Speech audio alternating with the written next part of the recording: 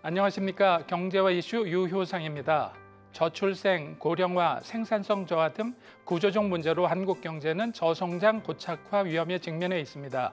저성장 탈피를 위해 노동시장 선진화가 절실한 상황에서 최근 한국은행 보고서에 따르면 향후 20년간 의사, 회계사, 변호사 등 전문직을 포함한 341만 개 일자리가 AI로 대체될 수 있다고 하는데요. 경제와 이슈, 오늘의 이슈는 AI로 촉발된 노동시장 선진화, 한국 경제에 미칠 영향은입니다.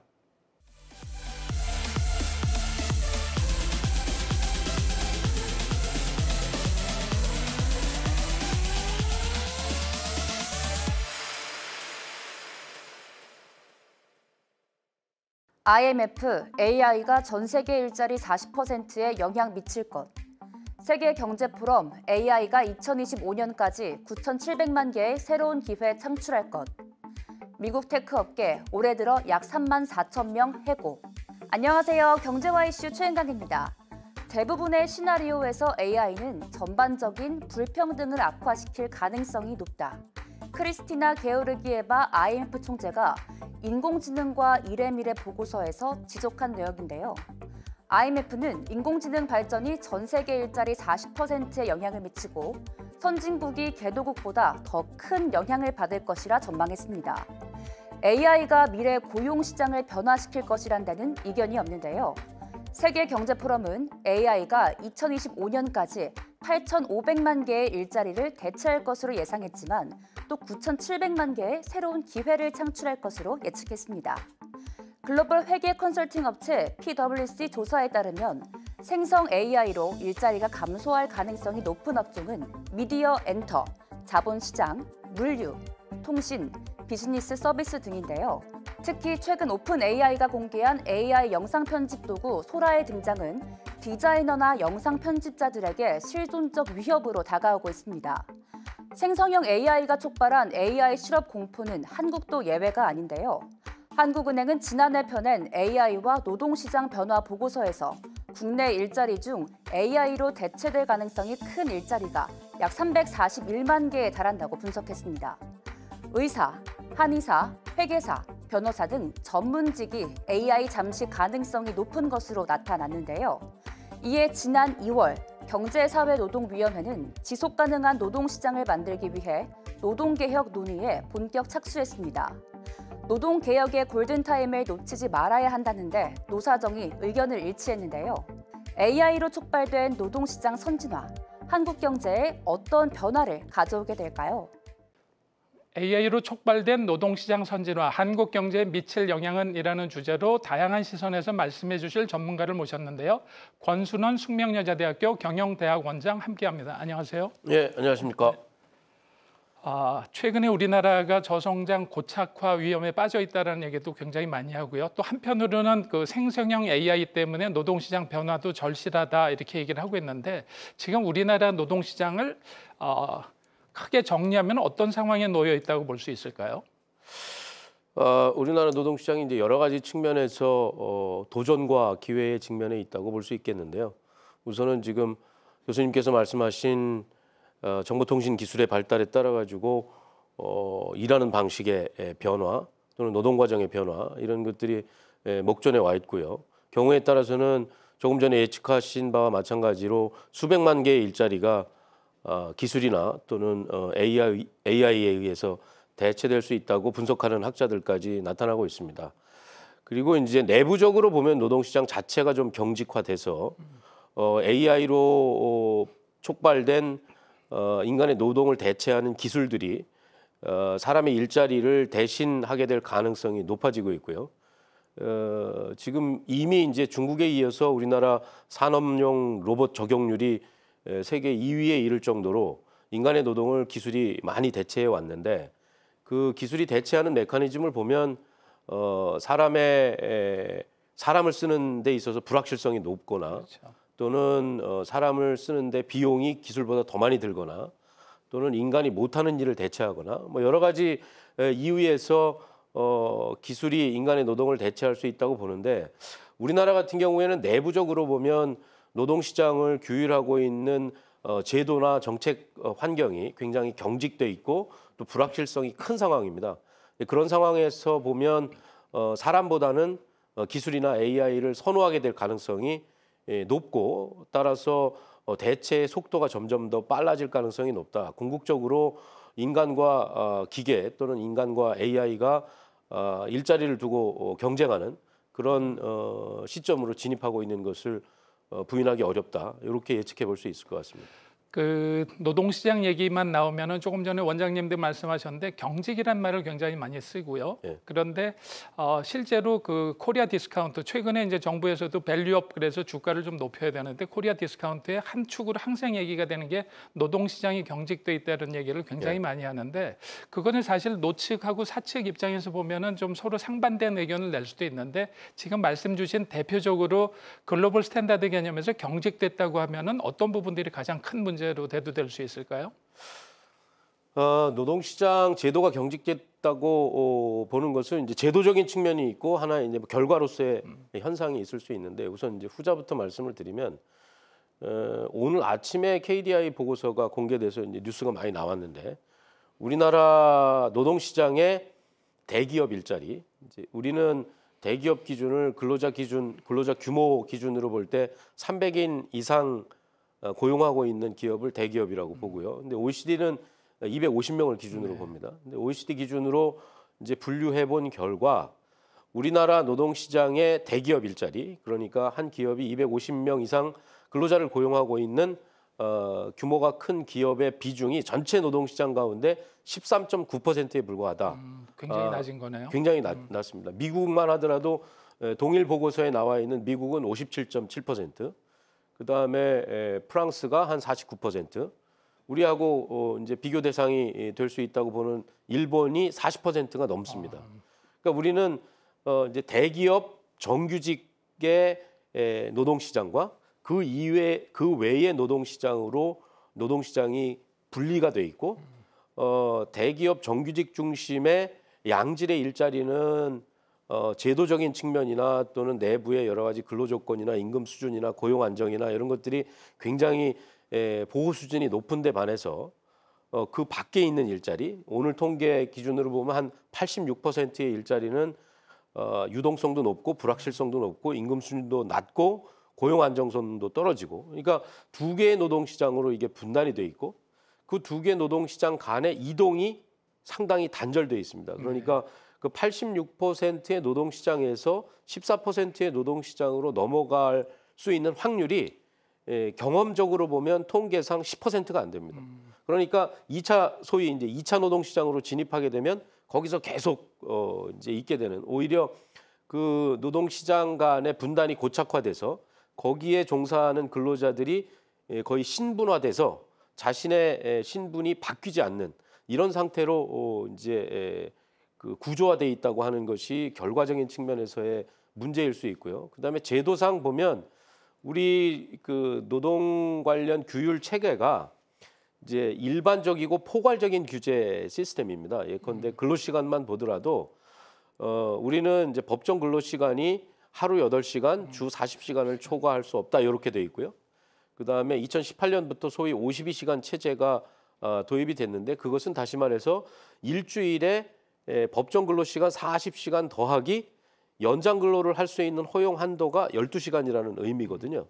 그러니까 우리는 연장 근로의 단위 기간도 일주일로 딱 못 박아놓고 그다음에 이제 법정 근로 시간이라고 할 수 있는 것은 하루 8시간, 주 40시간 그렇죠. 이중의 규제로 돼 있고 이렇게 돼 있다 보니까 예를 들어서 뭐 연구 개발자들이 한 달 동안 일을 집중적으로 해가지고 뭔가 개발 결과물을 만들어내야 되거나 또는 예를 들어서 무슨 뭐 해외하고 바이어가 많아지면서 야간에 그렇죠. 그러니까 미국 밤 시간에 우리가 네, 그러니까 유럽도 미국 낮 그렇고요. 시간에 네. 우리가 일을 해야 되는 상황이 있을 수 있고 시차 때문에 이제 시간을 구분 없이 일해야 되는 경우가 많이 있을 수 있고 또 최근에는 또 멀티 잡을 갖는 사람들이 많아진단 말이에요.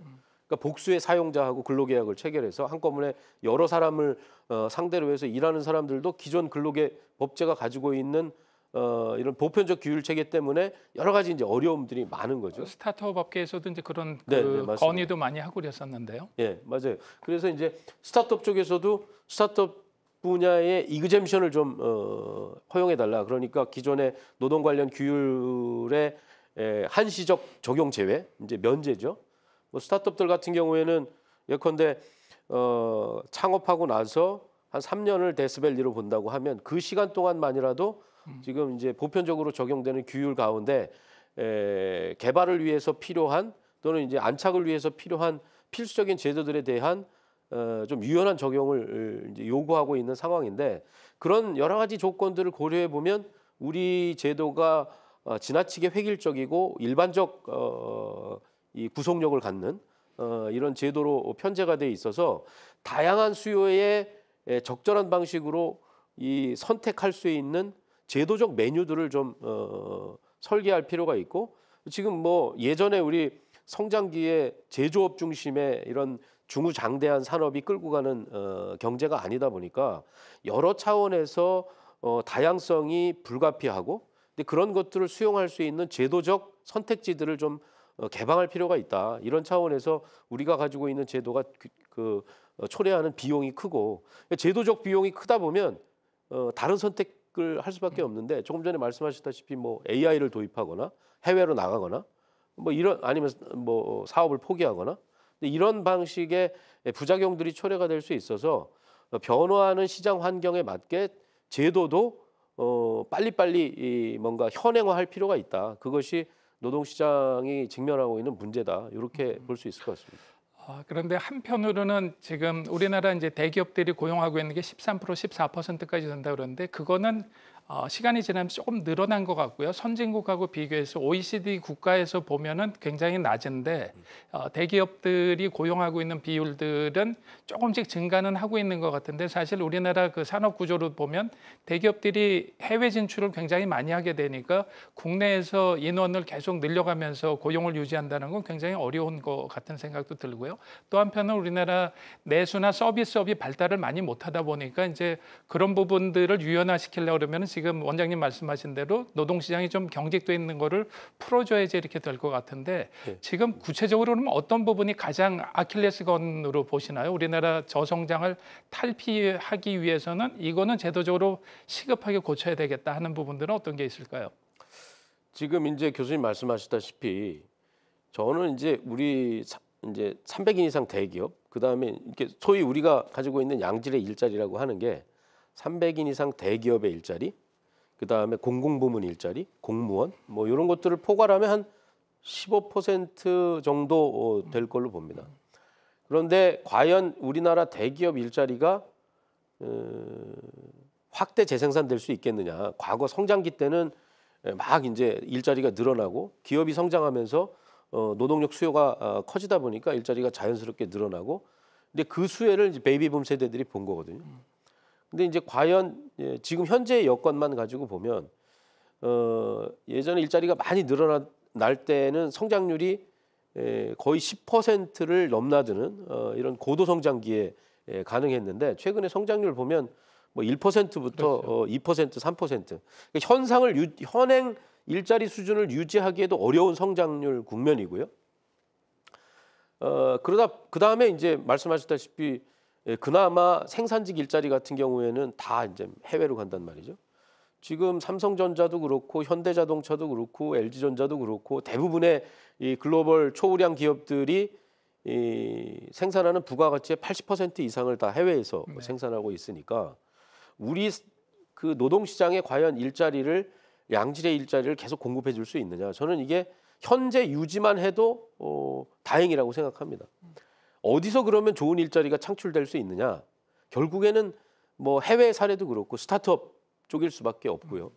지금 판교가 보면 삼성전자, 현대자동차에 이어서 판교 전체를 덩어리로 봤을 때 부가가치 생산을 뭐 생산성 차원에서 보면 매출액이 3등이라고 하니까 그러니까 우리가 판교 같은 거를 한 5개, 10개쯤 전국에다 만들지 못하면 과연 양질의 일자리를 지금 일본 40% 수준 아까 말씀드렸다시피 프랑스 50% 수준, 미국 60% 수준까지 끌어올릴 수 있느냐라고 하는 거를 이제 회의적으로 우리가 질문할 수밖에 없는데 판교 같은 일자리를 다수 만들기 위해서는 핵심적인 노동과 관련된 제도나 규율 체계들을 그것이 만들어질 수 있는 환경으로 재편할 필요가 있다. 작년에 이제 저희가 시도했었던 근로시간 제도 개편 방안의 핵심이 연장 근로 단위 기간을 현재 주만 할 수 있는 거를 월, 분기, 반기, 연 단위로 다양화하는 것이었는데 뭐 지금이 좋으면 지금대로 가면 되고 월 단위가 필요하면 월 단위를 선택할 수 있게 해주고 주 단위가 필요하면 분기 단위가 필요하면 분기 단위를 선택할 수 있게 해주고 선택할 수 있는 옵션을 다양화해 주자고 하는 거였는데 사실 보면 비근하게 일본만 하더라도 연장 근로 활용 단위가 월하고 연으로 돼 있습니다. 네, 월하고 연으로 돼 있고요. 일본 같은 경우에는 노사가 합의하면 월 100시간까지 연장 근로를 허용하고 있고 연 720시간까지 허용하고 있습니다. 노사가 합의하면 연속되는 근로에 두 달을 연속해서 할 경우에는 평균 80시간으로 제한하고 있고, 근데 그런 여러 가지 것들을 도입함에도 불구하고 근로시간은 우리보다 훨씬 적어요. 연간 근로시간이 우리가 보편적 규제를 함에도 불구하고 1,900시간 가까이 되는데요. 일본은 1,700시간 우리나라보다 한 250시간이 적습니다. 1,650시간대 수준입니다. 근데 이제 그런 것들이 선진국에서는 예를 들면 뭐 대기업들하고 스타트업이나 중소기업들을 이렇게 이원화시킨다든가 이런 제도를 도입한 국가들도 많이 있나요?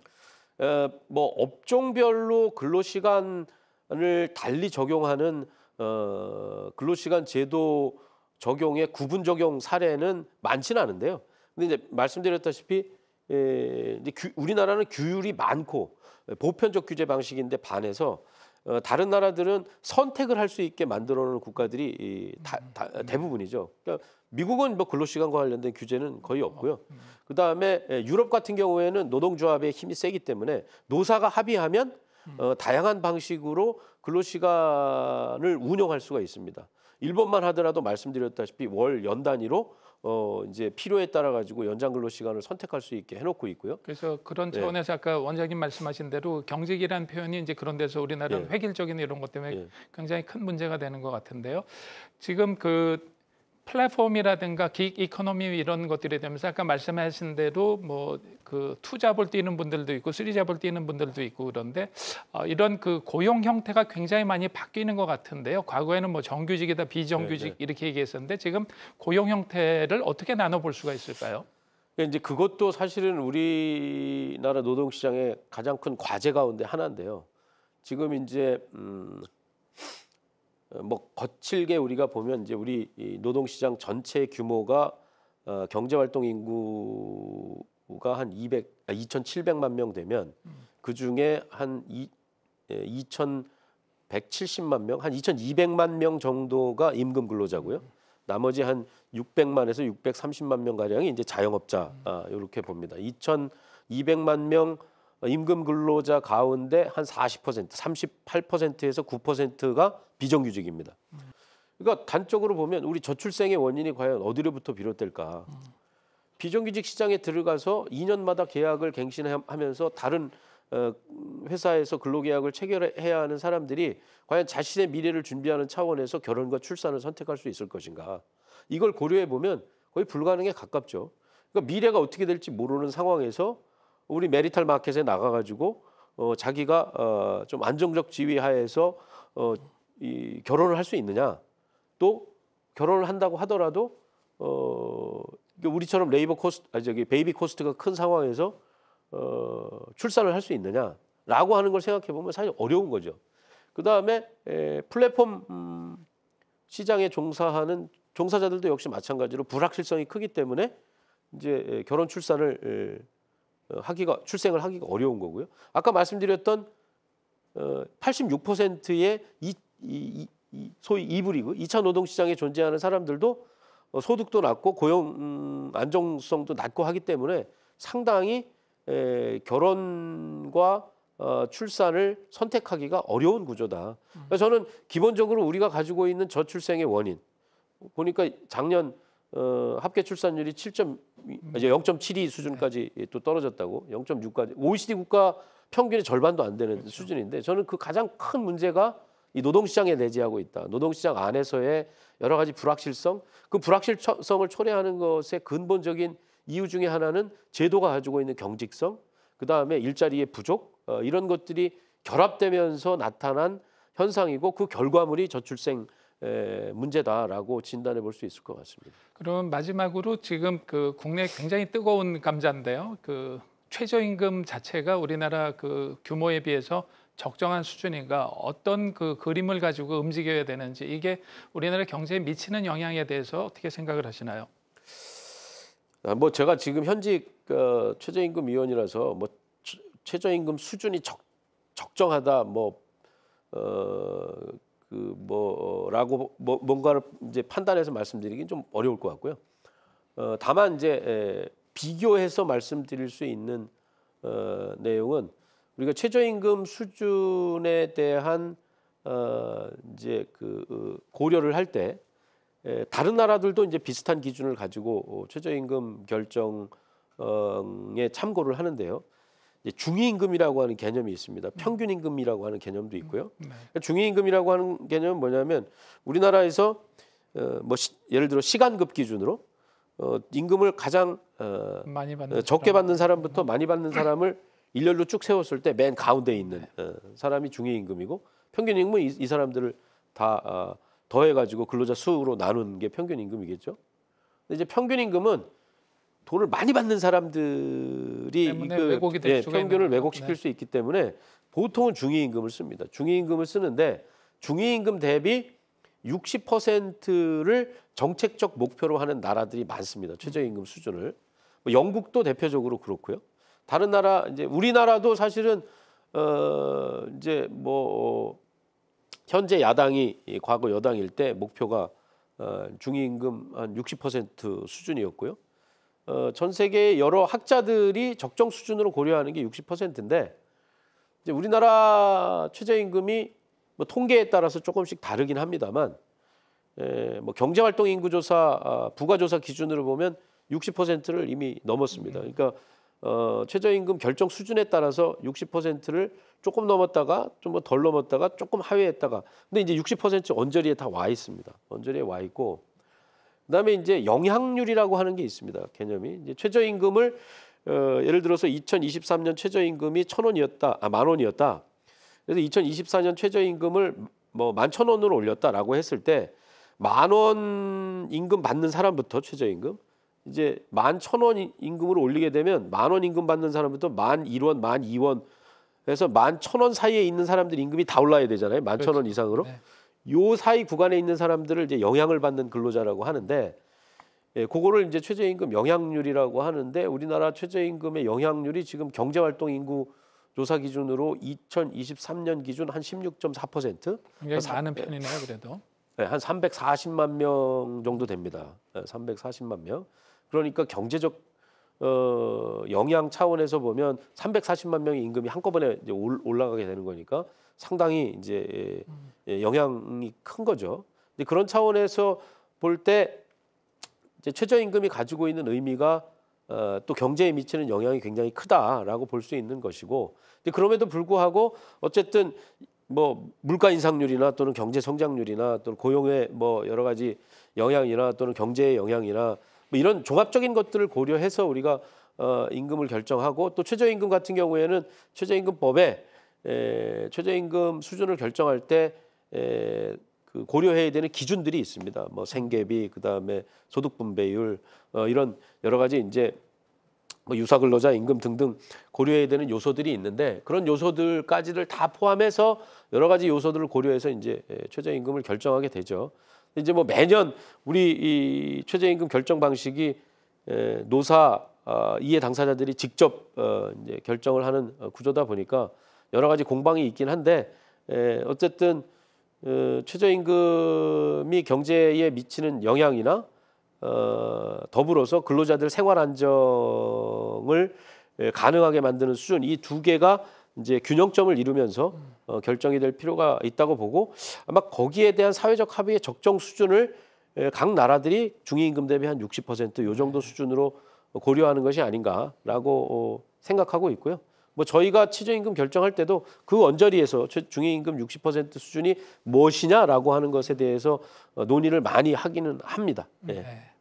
최저임금 뭐 덧붙이자면 사실 최저임금이 굉장히 중요한 제도입니다. 왜냐하면 최저임금은 우리 근로기준법은 근로자 5명 이상 고용하고 있는 사업장에 적용을 하는데 최저임금법은 1인 이상 고용하고 있는 전 사업장에 적용이 되는 제도이다 보니까 모든 사업장에서 근로하는 근로자들에게 최저임금이 다 적용이 돼야 되고 사실 국가가 뭐 상품의 가격을 표현이 좀 그렇습니다만 상품의 가격을 결정하는 메커니즘이 제도가 2개인데요. 하나는 한국은행이 정하는 금리가 있고요.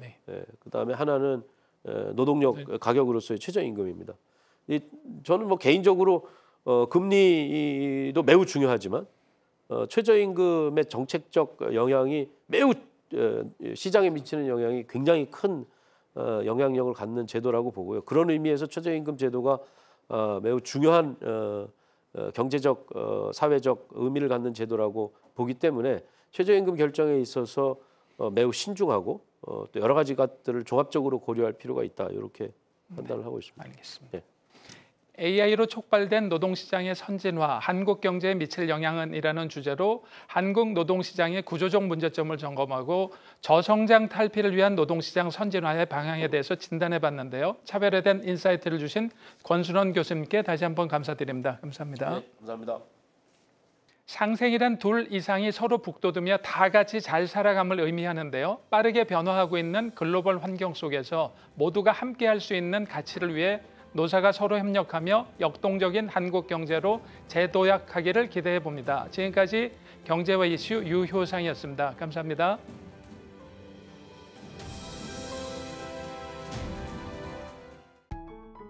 계속해서 다양한 경제 이슈를 알고 싶다면 구독과 좋아요, 알림 설정 부탁드립니다.